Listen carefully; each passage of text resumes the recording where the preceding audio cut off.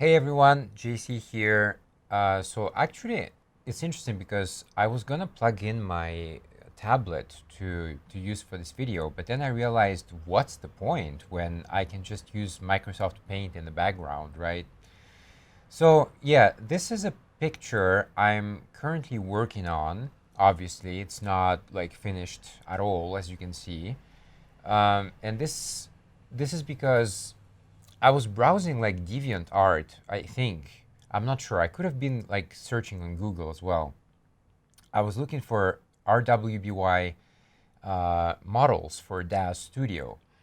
And so I found one guy, Shinteo, who makes these models. And he has many varieties. I think all of them have varieties. I'm not sure. But the way that you use them, though, is a little bit tricky, so you have to be careful. It takes a bit of getting used to, let's just say. Because, yeah, it's technically like a Genesis 8 model, but it doesn't really behave like it.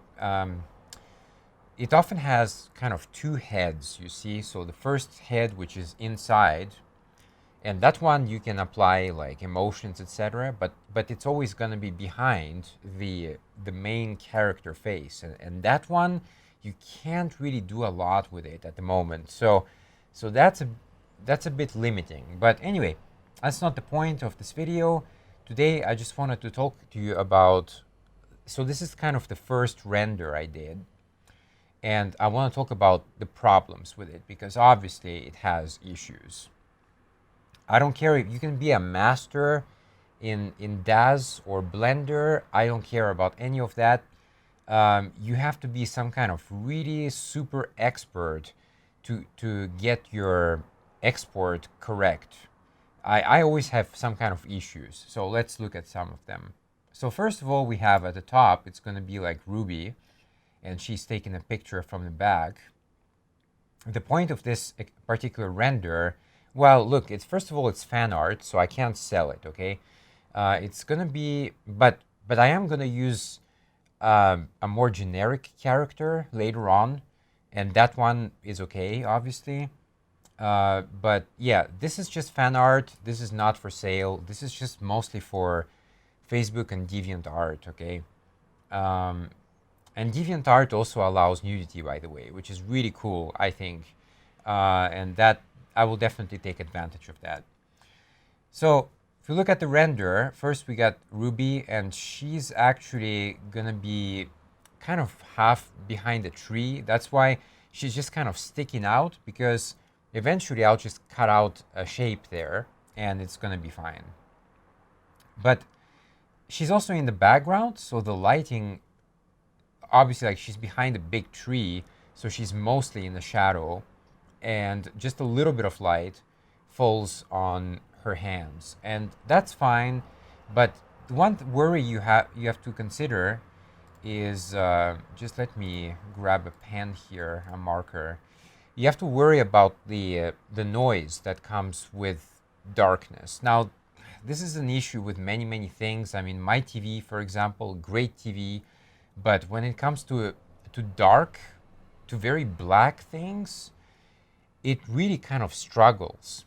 And I don't think that's actually the fault of the TV. I think that's the fault of the compression of the videos on Netflix or whatnot. So anyway, but in renders, of course, you do have to worry about that. So I'm just gonna mark it here. So this kind of area here in particular, let me see if it draws here. It does. This area in particular is going to be challenging. The dress itself, I don't care because it's black. So even if it has some grain, you'll never notice it. But you do notice that, especially on her face, there's a lot of noise, and you can leave it. I mean, that depends on you. Some people really like grain, and some people like to eliminate it, which I'll come back to it in a second. And then we scroll down, and then we get to the main character, the main hero here, and it's lovely Vice. Vice is definitely one of my favorite characters and one of the prettiest, I have to say. So there's a few things going on here. The idea for this particular picture was that, yeah, she's basically taking a break in the forest after a long march, and she's, she has these kind of shoes that maybe not too comfortable to walk in for long periods of time. So she's just taking them off and relaxing her feet. And of course, a lot of guys like feet. Let's be honest there. So obviously, I was going for that as well. But again, you look at the feet and actually even the legs. And the first thing that you really kind of notice is again the grain. So I'm just gonna kind of highlight it a little bit here. I'm gonna leave it open because you get the image, you get the picture. A lot of grain here, which again some people leave it in. For me, like this is a bit too much, so I will tend to remove it. There's a few other artifacts that you notice here. There's one here, which I'm not exactly sure what that is, but this is obviously some kind of thing that is not supposed to be there. And the other thing is here. So this one, I had a bit of trouble finding it, but it was actually pretty easy.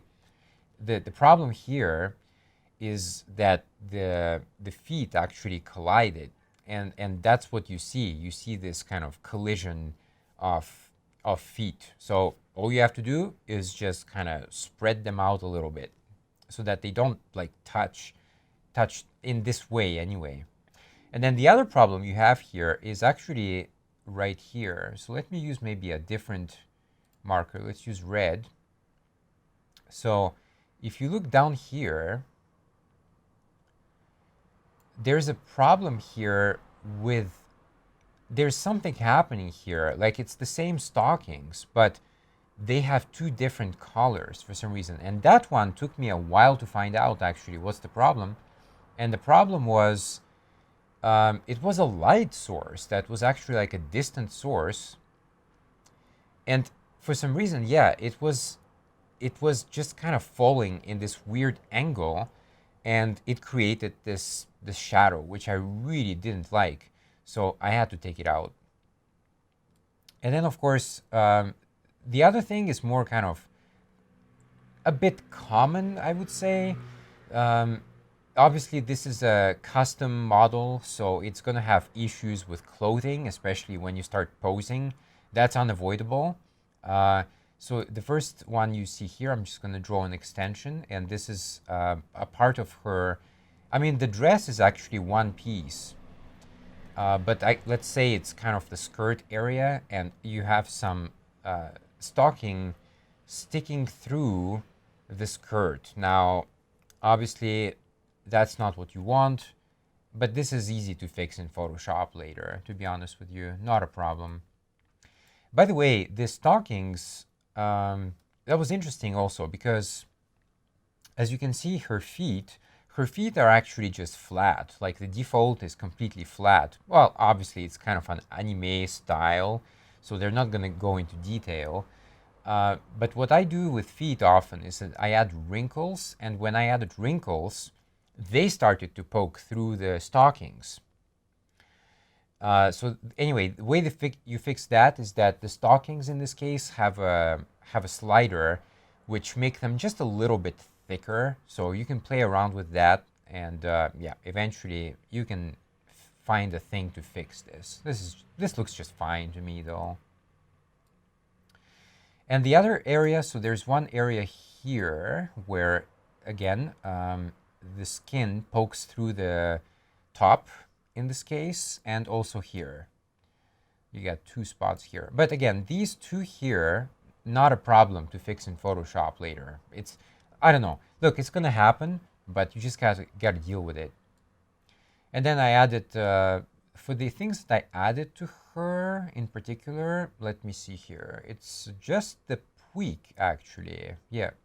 So this character here is called the Puig. I found it by kind of accident, and yeah, it's, I don't know, I thought it's something cute, and she could, it's something like, you don't want this, you don't want the scene to be too overwhelming. Like what I mean is, when you talk to professional designers, they always say that you don't want to overcrowd the scene. Like it can be, the viewer can start to lose focus of what you're trying to show, and I get that. So, but you don't want the scene also to be too empty, if that makes sense. So I tried to add a few things that just made it a little bit more engaging, and the Puig was one of those things. Now the hair, I don't know actually. Oh yeah, that's just the Ruby's dress in the back. That's fine. The Yep, that's. I think that's pretty much it actually. So eventually, yeah, she's lying on the floor in the forest, right? So you have to make, like, I don't know, again, that depends on how you work, okay? Some people just export the render, so obviously it will have all the shadows, etc., and they just work with that. Now, personally, I don't really like that method because it limits your ability to work with layers. So what I mean is, I usually export the background and then I export just the characters, and then I export actually a full render just for the shadows, and then I kind of blend them in together. But it gives me more flexibility over each layer, and I find that's very important actually, very important indeed. And yeah, that's pretty much it for this video actually. So I just wanted to show you what the first render looks like. And it's not perfect obviously, and you can tweak it, you can fix some things, but some things are gonna have to wait for Photoshop later, and some things you can fix in DAZ. But yeah, that's pretty much it for this video. So I hope you found it educational and you found some good info there. There are obviously certain techniques I'm not going to go into detail in because there's a certain way I work and I don't really want to kind of expose that way yet. There are certain techniques I use. Again, it's kind of, company secret, let's say. So yeah, I have my own way to do my images, and but here I'm just kind of talking about the very basic issues that some people may encounter, and how to fix them. That's it. All right, that's it for this video. Thanks for watching, and I might do more of these in the future. We'll see how it goes, but for now, that's it. So peace.